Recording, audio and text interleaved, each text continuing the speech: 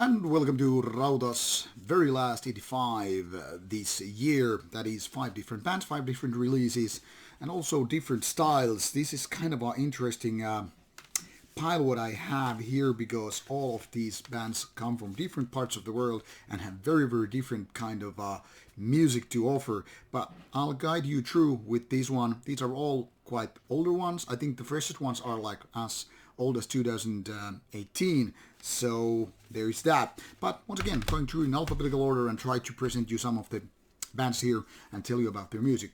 First, we'll start with Dead Girls Academy debut album Alchemy. This was released by Victory Records, I think already 2018, and it seems like since that the band has really been putting out new stuff. Now, this is not exactly metal at all. This is more like some kind of a metalcore or post hard rock, some seem to call it. If you're into kind of a gothic version of those kind of bands, which have been doing like Pull It For My Valentine and all that stuff, then you pretty much know what to expect. This is the kind of a stuff that is very easy to listen to, that is, if you don't mind listening to mainstream radio stations, if you like those kind of a clean vocals and all that stuff. But this is not for your average metalhead so much, especially if you really like your music more metallic. Post-hardcore, I guess, is kind of a fitting. There's a little bit naughtiness present, a little bit heaviness. For example, this production is really good, especially for this kind of music. And I can't say the vocalist is bad. I mean, he's talented. But this is also something very clinical and kind of even plastic-like, in the sense that if you are looking for some kind of dirt and filth or just kind of edginess in your metal music, this is not the music you want to go with. This is the stuff you would buy for your soon-to-be metalhead girlfriend who maybe likes, eyeliner, strong eyeliner and black lipstick and all that stuff, but who is not ready for your Slayer or even Iron Maiden just yet. So there's that. Nicely done for the given genre, but not exactly very good. Then one of the worst albums I've heard entire year. This is Disin Gage, and the album called The Big Adventure. This comes from Russia, and this is something that would be called improvised progressive rock. You heard me right. I really didn't know what to expect, but it seems like this is like a progressive rock or improv rock version of what could be called as some kind of a free jazz or whatever. I don't know the proper genre. I was actually picking these genre names like improvised rock and progressive rock from the band's Bandcamp side. But this feels totally like an album without no figured parts. I mean, like, it's more like just improvise something, record it, and just let go with it. And it's purely instrumental. So it's kind of like flirting with the idea of post-metal in the sense that, yeah, let's have these instrumental tracks all the way, but it's just totally random-like. It's more like, now there's this kind of a James Bond idea, and then there's something from other soundtrack kind of idea, and then just random piano here and there, some guitar parts, and all that stuff. Very annoying album to listen on repeat. I cannot recommend to anybody, except if it's a person I really hate. So can't really recommend to anybody. Then we go to Italy with a band called Funeral Oration. This is Eliphas Love, the second album by this old school Italian black metal band. And when I say old school, I really mean it. This is a band that started already in 1989. Released their first album a few years later and had a few demos already in the early 90s before just kind of vanishing from the top of the earth. Some 2017 or so, the band made comeback, and a couple of years later, there is this second album, and this is something very synth-driven, one could say organ-driven band, which has kind of a melodic output for a black metal band. But unfortunately, this still seems much like a band in its demo phase. To be honest, the production is quite weak, the riffs are not exactly good, and the vocals are just pretty basic stuff. I mean, it tries to be so hard, very dramatic, very melodic, somewhat symphonic, but it kind of fails to.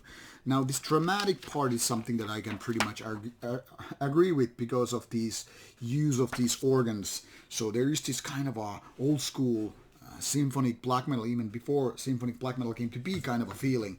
but it doesn't really nail it.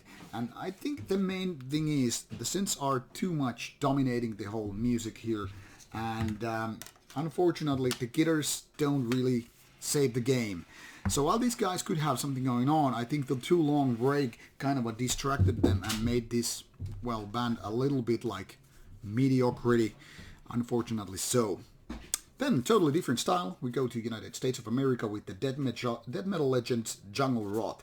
This could have deserved its own review video for sure, because this is really a good album, but given that this is one of those older releases, also from 2018, and still the last album by the band so far, this self-titled album features very, very basic old-school death metal, the way it was already done in 1990s. That is mid-tempo death metal with proper growly vocals, a little bit more than just mid-tempo pounding lyrics of violence and even societal things. So there is a nod to old-school death metal and thrash metal, and also very, very strong and powerful production given the music style. I could say if you have ever been a fan of Jungle Rot, which is kind of a working class death metal, or fan of bands such as Obituary or even Bolt Thrower or Asphyx, then you really should like this one. This is going to my personal collection because I must say I really like the album. Not the best out of the genre, but definitely worth 8 out of 10. A good album full of proper death metal, no gimmicks, no bullshit.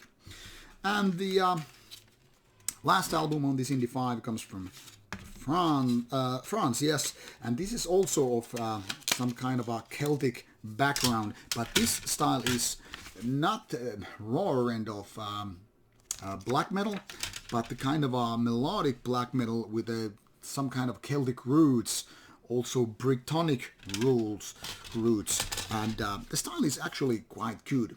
This is labeled somewhere as pagan black metal, and I think it's kind of fitting. While that doesn't really mean folkier parts, there is definitely some kind of a more like let's go pagan instead of satanic kind of a feel to it. And the melodies are good, there's a good drive, good vocals, quite good production and all that stuff. Now this isn't as typical as so many French melodic black metal bands having that very, very kind of a French style in the songs, but yes, this is catchy, groovy and melodic and properly done. I would say a good album, even if not as good as the Jungle Rot one, which I just mentioned, but definitely the second best album in this Indie 5 pile. So if there was like 2 albums out of these 5 I would recommend, this would be this how to pronounce this, Disin Gage, I don't know, Celtic language, too hard for me. And then this Jungle Rot, which is the best of these. These other 3 ones, not so much, especially stay away from that Disin Gage, unless you're a masochist or really like improvised rock music. All these 5 have links in the description box, so you can pretty much click and start listening to music. And if you can find something, use your magical Googling skills, YouTube search, or go for your favorite streaming service, and these should be available in one format or another. And if you can't blame anybody but yourself, go for the physical copy if you like the music, and then you can at least enjoy the music. Take care and have a good year 2022. Take care and bye-bye.